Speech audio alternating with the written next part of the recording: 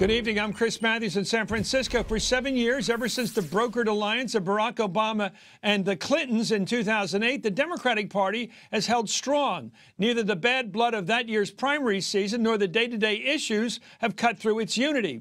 Until now. Until the battle that will rise up next week, the battle over international trade. As it has in each political generation, this matter of how this country deals economically with the rest of the world gets very local and therefore very personal. As it has before, organized labor has sought to protect the jobs of those who have them against the promise of new jobs offered by the champions of greater trade. And as it has before, as it did with Bill Clinton and now with Barack Obama and Hillary Clinton, the opponents of the latest trade expansion are headed to the barricades, and as before, they find their party's top leaders on the other side. President Obama promises that any new trade deal with Asia will have the greatest possible safeguards for both workers and the environment. But will this be enough to carry the fight that begins next week? And will he and the country find Hillary Clinton standing at his side?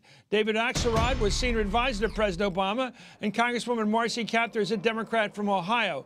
Let me start with Congresswoman Marcy Kaptur. Have you ever supported free trade? In other words, is free trade a basic battle for you and the working people of your area? Free trade is a battle for the communities that I represent and the people and companies that reside there. I have supported the Jordanian agreement. I felt it was a stronger measure, but I basically believe in our Constitution, which says that the Congress, not the executive branch, shall have the power to regulate commerce with foreign nations. It doesn't say rubber stamp agreements that the executive branch negotiates, and it doesn't say you can't amend. Congress has to be able to fix what's wrong with these agreements. And frankly, Chris, in my area and the whole country, since these so-called free trade agreements have been signed and rushed through Congress under the fast-track procedure, our country has lost net 47,500,000 jobs. Among them, over 5 million manufacturing jobs. The American people have lived these year after year after year of trade deficit, accumulation of $9.5 trillion in the last 35 years, equals lost jobs coast to coast, net. Okay, so you're saying we have fewer people working today than we did before we started the free trading agreements? I'm saying, well, the population. Because you said we've lost 47 million jobs. Do we have more jobs now? Do we have 47 million less jobs than we had then? No. So what do you mean by that number? By that number, I mean those were jobs that could have been created here, such as last year we lost 16% of our GDP, our economic growth, because again last year we had a massive $500 billion trade deficit. So if you look at what's happened year after year, we've never had balanced trade accounts, and that translates into lost jobs inside the borders of this country and the outsourcing of companies from this nation to others. Okay. Look at Huffy Bicycle, look at Maytag, look at what's happened to the steel industry. I know what happened to Maytag. I'm very aware of particular industries, and that's always, David, that's always the best argument against free trade. A point defense kind of thing. If you look at particular areas, Michigan City, a lot of the Midwestern cities have nothing less than a Blockbuster and a diner left, if they had the diner.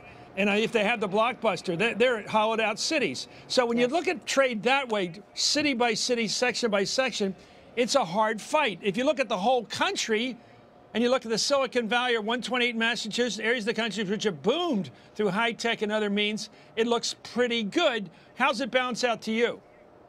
Well, look, first of all, I have great sympathy for Congresswoman Kaptur's position representing her area, because there have been big economic changes, not just because of trade, but partly because of trade, and they have felt the brunt of it. I live in the Midwest, Chris, so I've seen what you're talking about. But what's at issue right now is this Trade Promotion Authority, whether this president's going to have the same authority that every president but Richard Nixon has had since Franklin Roosevelt, every Democratic president. Now they've negotiated an agreement that has standards on labor rights and environmental rights and human rights, and there's a fail-safe provision that allows the Congress to take that fast-track authority back if those standards aren't met. So it seems to me, you know, there's an argument here that you should let this president have at least that much authority, given the fact that these provisions have been put in this law. And we do have an issue, because Asia is a rising market, huge market, and will America American businesses and jobs benefit or lose as a result of this agreement. I think the president's going to have to make that case, and I think that's what will begin next week. Let's take a look at what Elizabeth Warren has to say, because she's the firebrand of the party on this and other issues. Big labor, of course, is with her. They staged a dramatic rally on Capitol Hill just yesterday against the president's trade deal. It's called the TPP. They also railed against the authority the president wants to get the bill through. Let's watch. We're here today to fight. We are here to fight. Are you ready to fight? Are you ready to fight? All right, no more secret trade deals. Are you ready to fight? No more secret deals. No more special deals for multinational corporations. Are you ready to fight? Are you ready to fight? Any more deals that say we're going to help the rich get richer and leave everyone else behind? Are you ready to fight that? I'm here today to say not no to fast track, but hell no to fast track. We are standing together to open up one gigantic can of whoop ass on anybody that tries to take our jobs.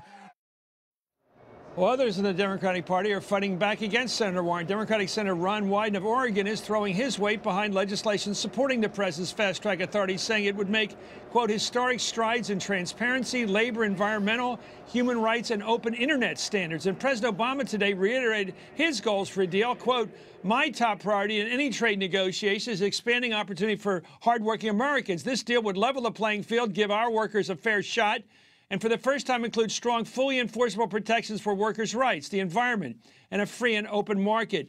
Congresswoman, this issue, why is the American economy so darn strong if our trade policies have been bad? I mean, what is working in America? Why do we have the booming GDP of the world that everybody wants to move here to live? Everybody in the world wants to get in the United States legally or not. And you say there's something fundamentally wrong with our economic policies. Which is it? Well, if you look at the middle class, Chris, if you look at what's happened to people's incomes, for the majority of people in our country, they're going down. The average worker has taken a terrible pay cut over the last 20 years. And I heard what Mr. Axelrod said about Asia and so forth. We were promised with the Korean free trade agreement, which I opposed, that we would have trade surpluses and more jobs in our country. Exactly the reverse. We've had over 75,000 lost jobs now already in our country because of that Korean deal, and it's only 3 years old. So there's something wrong with the fundamental trade agreement when you haven't had a trade balance in over 3 decades. That means lost jobs in this country. And it isn't just my part of the country. It's coast to coast. It's furniture jobs. It's textile jobs. It's agricultural jobs. It's, yes, industrial jobs. It's home appliances. It's everywhere in the country, and people's incomes are going down. The numbers prove it.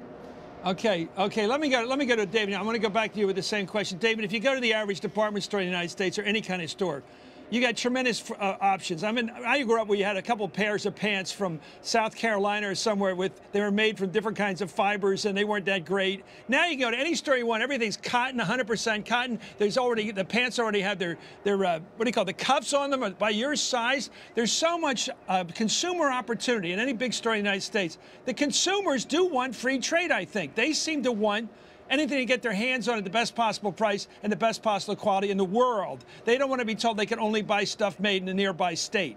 Now, if you go back to protectionism, that's where you'd be, the way we grew up, where you couldn't buy stuff from all around the world. I don't know. It's a tough call. It's such a tough call. That isn't the choice. We need open markets, not closed markets. I think that, Chris, Congresswoman's right. People also want money in their pocket to buy products, and we have seen a flattening of wages. It's not just because of trade. There are all kinds of forces at play. And so the test for the administration will be to make the case as to why people will be better off. I'm not sure that we can draw, in the 21st century, kind of put a moat around the United States of America and think that we're going to be competitive. But on the other hand, you do have to make the case. Now, what I understand of what was signed today on this fast-track agreement is that, in fact, the president can't sign the agreement for 30 or I think 60 days so that the agreement can be reviewed by everyone, including the American people. And then if Congress finds that it doesn't meet the labor, environmental, and human rights standards, they can rescind the fast-track authority and amend it in any way they see fit. It seems to me that that's a reasonable compromise. Let me go back to Marcy Kaptur for a final view of this.